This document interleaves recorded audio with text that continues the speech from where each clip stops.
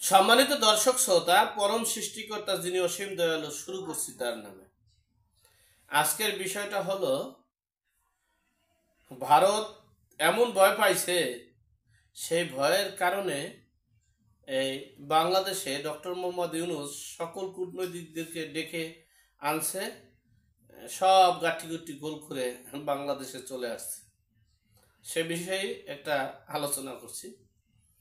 আসলে বিষয়টা হচ্ছে, বিশ্বের ইতিহাসে আমি যেটা পারবো না সেটা দিয়ে যদি আমি আগাতে চাই, হবে না। বাঁচার তাগিদে মানুষে কৌশল করে, এভাবে না। মানে যুদ্ধের দিকে ধাবিত হয়ে উচ্ছৃঙ্খল দেশটা এমনিতেই একটা বিশৃঙ্খলার পরিবেশে, সেখানে আমাদের ষড়যন্ত্র এমনই একটা যন্ত্র, যে যন্ত্র তেল গ্যাস বেতন ভাতা ছাড়াই চলে। সুতরাং আমাদেরকে সেই ষড়যন্ত্রে পা কেন দেব? এই এখন যে পরিবেশ এত ঘোলাটে হয়েছে, একমাত্র বিএনপির কারণে। এই বিএনপি উস্কানি দিয়েছে, আর হেফাজতের মোমিনুল এই এই আমাদের যে মাওলানা সাহেব, এই হেফাজতের তিনি এই দেশটাকে একটা বিশৃঙ্খলার দিকে ধাবিত করছে। আমরা ভারতের সাথে যুদ্ধে লিপ্ত হব কেন? আমার কথাটা হচ্ছে সেখানে। ভারত আমাদের প্রতিবেশী রাষ্ট্র, তারা একটা স্বাধীন রাষ্ট্র, আমরা একটা স্বাধীন রাষ্ট্র।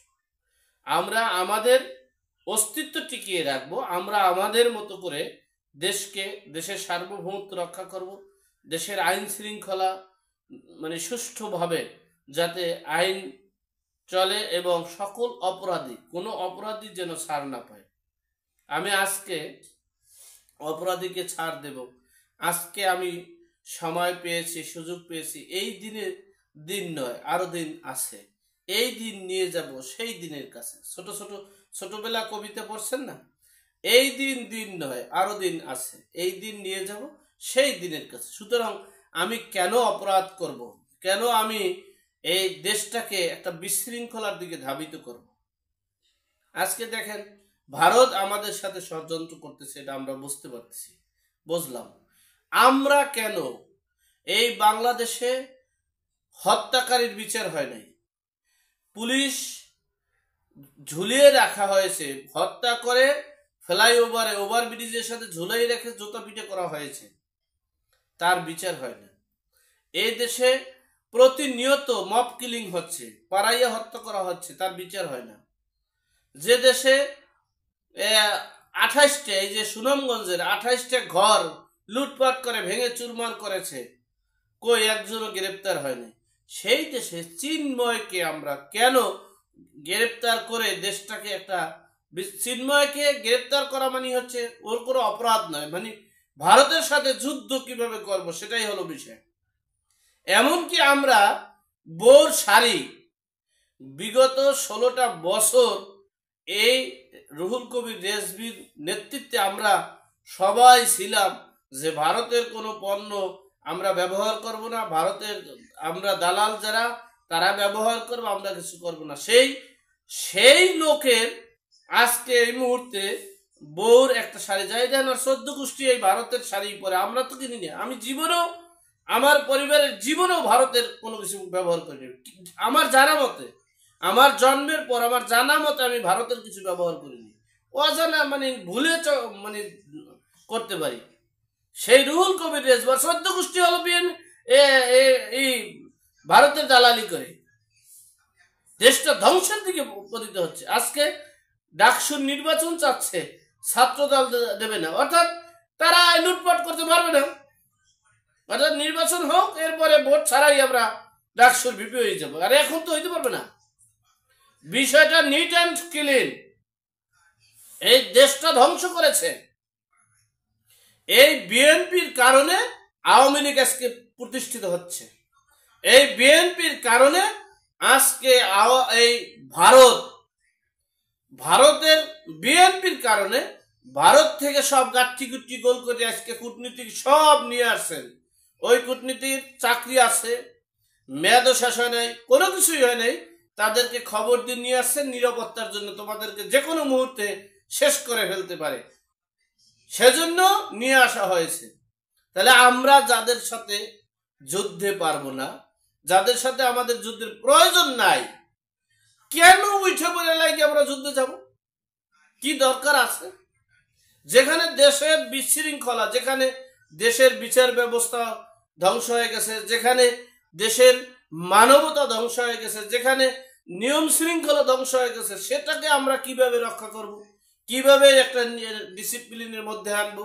কিভাবে আমরা এটাকে একটা মানে একটা গতানুগতিক সিস্টেম করব? সেটা না করে কেউ এই হিন্দু বাড়ি লুটপাট করে, কেউ মাজার ভাঙতে চায়, কেউ ওই যে ওহাবি খারিজিদের ভাঙতে চায়, কেউ হলো সারিপুরিয়া ইন্ডিয়ার সাথে যুদ্ধ করবে, কেউ অস্ত্র আনা হইতেছে, টাকা দেশ দেওয়া সেখানে টাকা দিয়ে অস্ত্র কিনতেছে, সেখানে একটা কিছু করতে। আমার এখন এই পরিবেশে পৃথিবীর ইতিহাসে বিএনপি তো 2 টার্ম ক্ষমতায় ছিল, জিয়র রহমান ছিল, কেন পাকিস্তানের বাইরে এ দেশ চলে নাই? চলছে না। আমি কেন এই দেশটাকে ধ্বংসের দিকে ধাবিত করব? আমি কেন একজন বিচারপতি, আপনাদের যদি এত ক্ষমতা থাকতো, এত কিছু থাকতো, তাহলে ভারতের এই হাই কমিশনারের যে কূটনৈতিক যারা ছিলেন তাদেরকে সকলকে ডেকে বাংলাদেশে নিয়ে আসছেন কেন? আপনারা তো অনেক ভারতের সাথে যুদ্ধ করবেন সেটা বাদ দেন, ভারত আপনাদের হাই কমিশনার ভেঙে চুরমার করছে, আপনারা আগুন দিয়ে পুড়িয়ে দিতেন না। আপনাদের তো হাই কমিশন ছিল ভারতের, সেটা পারেন নাই, বরঞ্চ আরো আপনারা গাঠি গুটি গোল করে চলে আসছেন। তাহলে বুঝতে হবে আমরা কেন আদার বেহারি হইয়া জাহাজের খবর নিতে যাব? কেন আমরা আমাদের দেশকে রক্ষা করি? আমাদের একটা সরকার পতন হয়েছে, এখন আমাদের এখানে একটা বিশৃঙ্খলা, সেটা কিভাবে নিয়ম শৃঙ্খলার মধ্যে আনতে হবে, কিভাবে আমাদের একটা ডিসিপ্লিনে আনতে হবে, কিভাবে আমাদের এখানে উগ্রপন্থীদের মাথা ছাড়া দেওয়া হয়েছে, যে যার মতো করে হরিলুটের দেশ বাংলাদেশ হয়েছে, সেখান থেকে আমরা কিভাবে সঠিক পথে আসবো সেই চিন্তা করব। সেটা না করে আমরা ভারতের বিরুদ্ধে যুদ্ধ করব, পাকিস্তান ভিসা ছাড়া যাবো, পাকিস্তান থেকে অস্ত্র আনবো, গৃহযুদ্ধ করবে। এটা কোন দেশের? হলিউডের দেশ। এখনো সময় আছে।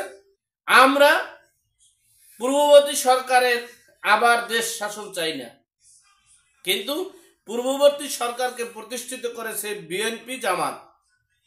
আমি বারবার বলছি, তাদের অপকর্মের ফসল হচ্ছে শেখ হাসিনা আবার ক্ষমতায় আসবে। ক্ষমতায় না, তার ক্ষমতা, তার মধ্যে তো ক্ষমতা তিনি আছেন, তিনি দেশ পরিচালনা করতে আসতেছে, সময়ের ব্যবধান মাত্র। সুতরাং যা কিছুই করেন না কেন, একটা কথা নিট অ্যান্ড ক্লিন, যা কিছুই করেন না কেন, এই দিন নয়, আরো দিন আছে, এই দিন নিয়ে যাব সেই দিনের কাছে। এই বিষয়টা মাথায় রেখে এরপরে আগাবেন। আল্লাহ আমাদের সকলকে বিপদ আপদ বালা মুসিবত থেকে হেফাজত করুক। আল্লাহ আমাদের সকলকে হেদায়েত নসিব করুক। আমিন।